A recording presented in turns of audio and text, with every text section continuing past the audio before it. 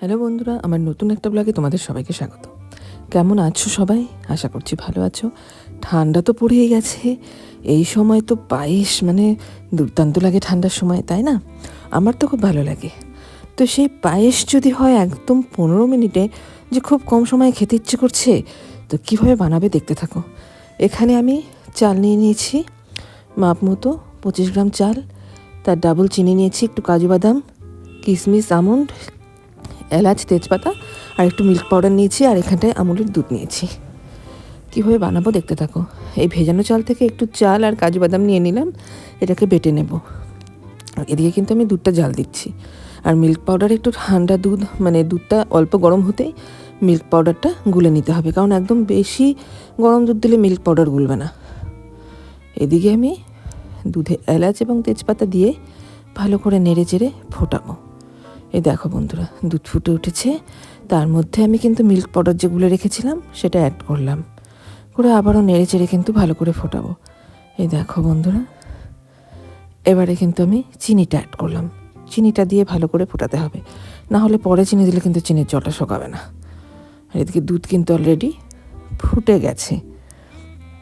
এবার আমি একটা নিয়ে নিয়েছি প্রেশার কুকার, এখানে আমি কিছুটা দুধ দিয়ে দেবো।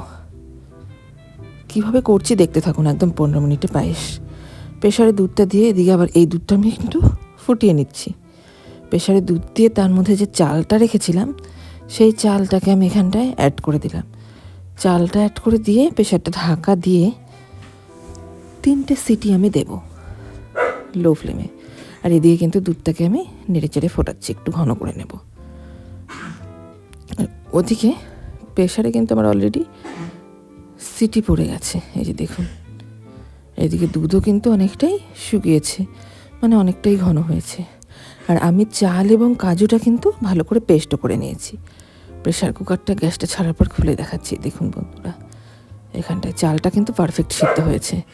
এবার এখানে চাল এবং কাজু বাটাটা ছিল সেটা কিন্তু দুধে অ্যাড করে দিলাম, দিয়ে সঙ্গে সঙ্গে ভালো করে কিন্তু আমাকে মেশাতে হবে। দেখুন বন্ধুরা, আমি কিন্তু খুব সুন্দর করে সেটা মিশিয়েও নিয়েছি, চাল এবং কাজু বাটাটা।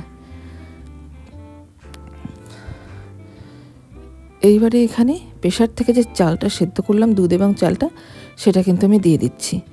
3টে সিটি যদি আপনি লো ফ্লেমে দেন, চালটা কিন্তু একদম পারফেক্ট সেদ্ধ হবে। এই দেখুন বন্ধুরা, চালটা দিয়ে এভাবে ভালো করে নেড়ে চেড়ে নিচ্ছি। দেখতেই পাচ্ছেন যে দুধটা কিন্তু ঘন হয়ে এসেছে, পায়েস কিন্তু অলরেডি হয়ে গেছে। এভাবে যখন ফুটে ফুটে উঠবে দেখতে পাবেন, এই দেখুন কতটা ঘন হয়েছে। আমাদের পায়েস কিন্তু একদম কমপ্লিট। এবার গার্নিশ করার পালা। এই দেখুন, নামিয়ে আমি ওপর থেকে একটু কিশমিশ এবং আমন্ড দিয়ে গার্নিশ করেছি।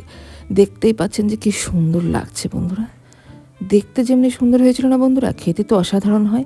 তো আমি সবাইকে রিকোয়েস্ট করবো বন্ধুরা, এখন আর খেতে ইচ্ছে করছে বলে যে অনেক টাইম লাগবে সেটা নয়, 15 মিনিটে কিন্তু ঝটপট বানিয়ে নিতে পারবেন।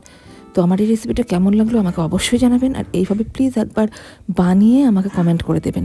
আমার চ্যানেলকে আরও বেশি শেয়ার করে দেবেন, লাইক করবেন, সাবস্ক্রাইব করে দেবেন। ধন্যবাদ।